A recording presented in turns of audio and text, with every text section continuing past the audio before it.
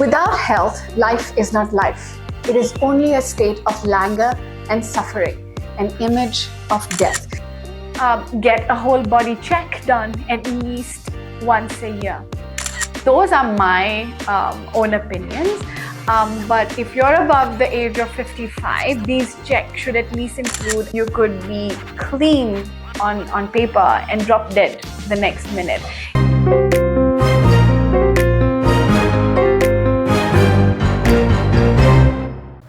Without health, life is not life. It is only a state of languor and suffering, an image of death. These are the words of Buddha. For the past few weeks, I have been obsessed with my rapidly escalating weight and my finer stats like my lipid profile, my thyroid hormones, blood picture, vitamin D, B12, total iron, which actually fell drastically recently, and a few other things. So along with some of my family members, and it is really difficult to get my family members to actually wake up in the morning on a Sunday and go to a blood collection center. But I managed, and I walked into a blood collection center to get tested. So I walk in there, and while waiting for the phlebotomist, and by the way, a phlebotomist is that mean looking person who seems to be sucking out your blood. Actually, they're not very bad. Most of them are really nice, and they don't even let you feel an iota of pain. So while waiting, I was wondering what sort of results I was hoping for. That's the doctor in me. I'm always looking for evidence. And in tests, it means numbers. If the tests were in the normal range, would that mean that I'm healthy? Is that what health is all about? Figures on a sheet? Now that got me thinking. Every one of us strives for a healthy life. But do we really know what health is all about? A yearly check from the doctor, a fabulous body, toned and cut. Exactly what is it? Now, the dictionary defines health as a state of being free from illness or injury. The World Health Organization, on the other hand, defines health in its broader sense as a state of complete physical, mental, and social well-being, and not merely the absence of disease or infirmity. In my humble opinion, we need to strive to just that, where we are functional, happy individuals. And that's what it is all about, or so I think it should be. It's important to know what the leading causes of death are in the world. That may give us some direction in choosing what to stay aware of, because a list of diseases and their prevention is as long as the telephone directory of all the people living in India or in China. It's a really long list. The big five the big five killers are coronary artery disease, which is the diseases of the heart, strokes, lung diseases such as obstructive pulmonary diseases, lung cancer, and diabetes. Now, I'm just focusing on non-communicable diseases because these are what are connected to lifestyle. So what we can control in essence. Included in these big killers are also HIV, AIDS, malaria, tuberculosis, road injuries. Now, these are the researchers' big five, but honestly, many today are worried about the heart and lung cancers or just cancer, be it breast, colon, or whatever we are Googling these days. Every symptom has cancer connected to it. But being healthy is actually thought to be a cultural phenomenon. You know that? Well, the Icelandic people are considered the most healthy with life expectancy of around 74. This is attributed to their long workout regimes in order to keep themselves warm and eating lots of fish. The Japanese, on the other hand, with probably the longest expected life span, where every meal is a work of art, simple and delicious. Simple cooking styles of poaching, fermenting, smoking, and drying. These are their hallmarks. Their diet being high in whole grains, whole soy, green teas, seaweed, and lots of fish, which is actually my favorite cuisine. Did you know when they feel almost about 80% full, they take a break, chat, and then if they still need to eat, they continue.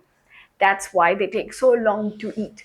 Shows why my weight is always escalating because I'm always, hungry and I live to eat. Punjabis live to eat and overeat, over the 100% mark. No offense to the Punjabis in the house, I still love the food, but that's the truth.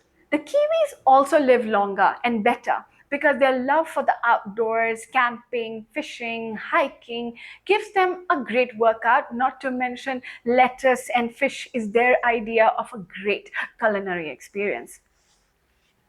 I don't think moving to these countries is the answer to being healthy, although I don't mind moving to Japan or New Zealand or even Iceland.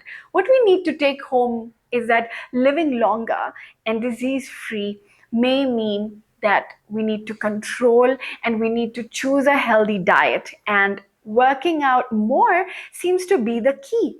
Not crash diets to reduce weight, but changing our lifestyle. To be healthy doesn't have to mean overhauling your entire lifestyle.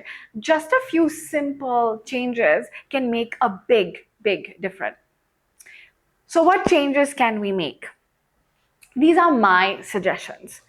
Currently being followed by some members of my family and my work colleagues who dared on that Sunday to take the tests, including me. I haven't told my husband what my results really look like, but maybe I will at some point. Late night ice cream browns will be in jeopardy, so I don't want to, do that. But aim for a diet rich in fiber, whole grains, fresh fruits, and vegetables. Good unsaturated fats and omega 3 fatty acid. These dietary supplements are also important in reducing inflammation, which damages organs, artery walls, and joints. Trim processed foods, sweets, foods made with highly refined grains, and sugar. Sweetened beverages, these give highs and lows of sugar in the body and so lead to early hunger pangs. Plus, they can also lead to diabetes, obesity, and heart disease. Bump off or at least reduce alcohol and smoking. These are the most significant lifestyle changes one can achieve. Actually, dropping alcohol and cigarettes are like amazing things to improving your longevity and your sense, your life. So moving these two boulders, large size ones, are like moving the Titanic from the path of your health. Exercise for at least 150 minutes every week. Moderate intensity, like a brisk walk. Do 25 star jumps every day. Research shows this gets your blood flowing. It's super fun. Make it an activity that you do with friends. Do not forget to do some strength training. It helps balance, bone health. And guys, the biggest issue in life is stress. Try eliminate that. Go for a light-hearted movie. Join the laughter club. Now there's also paddle groups. It sounds funny, but get a group of people together and watch comedy shows or just laugh, take a break from everyday life. Take a holiday, travel a little, feel the sand beneath your toes, smell the flowers around you. These small things are stress busters, but it will make a really big difference. Pets, you know what? Pets make such great stress busters too. So, get a dog, feel, the love that the dog that gives you, or just make a meal for the dog, sit with the dog, pat it, make a hot cup of cocoa at the end of a long day. It's supposed to improve actually your mood. Sleep well, that reduces stress as well, and it better prepares you to face the next day. I feel like we are preaching, and you probably know that, but keep your environment clean, keep your life simple, the minimalistic approach. Have a personal or family physician who knows about you and your health. I think it's the doctor in me that's still focusing on tests and what you can do with your physician. But let's just say you don't have a physician. Okay, not possible, but let's just say you don't have a physician and you don't want to go to anybody. What can you do as you sit at home and you've decided to make this lifestyle change? What can you do? I think just keep everything very, very short. One, include some physical activity in your life, be it playing badminton. Nowadays, there's such a big fad about playing paddle. If you can't play it with other people, just go for a run. The basic idea is that you have these moments in your life where you're just living for yourself. These 5, 10, 15 minutes where all you can think about is the pounding of your heartbeat in your ears and just what is passing by, the trees, the flowers, the guy on the road. Those are moments that are just for you. No phone, no kids crying, no husband or wife yapping, no colleagues to disturb you. These are your moments. So just take a few moments in your life and just be with yourself. And I think physical activity is a great way to do it. Number two, please be aware of what you're eating. It's not about how much you eat. It's not about losing weight. It's about, let's make those calories that you're putting into your body be effective. Okay, so choose simple foods, do whole grain foods, cut out the sugar, cut out the processed meat, the processed food, and whatever it is that you make fresh, however simple it is. When you're eating it, just enjoy and savor every bite. And trust me, if you're going to enjoy and savor every bite, you're going to most likely not eat a whole lot more. Let's follow the Japanese advice and just eat until you're 80% full. Give it a break for like 5 minutes. And if you still feel hungry, eat again. Add salads to your food, add fruits to your food. And I think when it comes to eating, that is basically what it is. Eat home cooked meals. I think that makes the biggest difference. Whatever you cook at home, it will probably be amazing. The other thing that we can do is stress free. It is so difficult to be stress free in this life.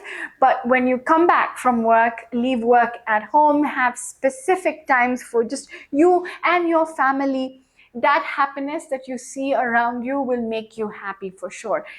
I also think cut out all those people who bring in bad news all the time and are always burdened with bad news. I know there are people like that.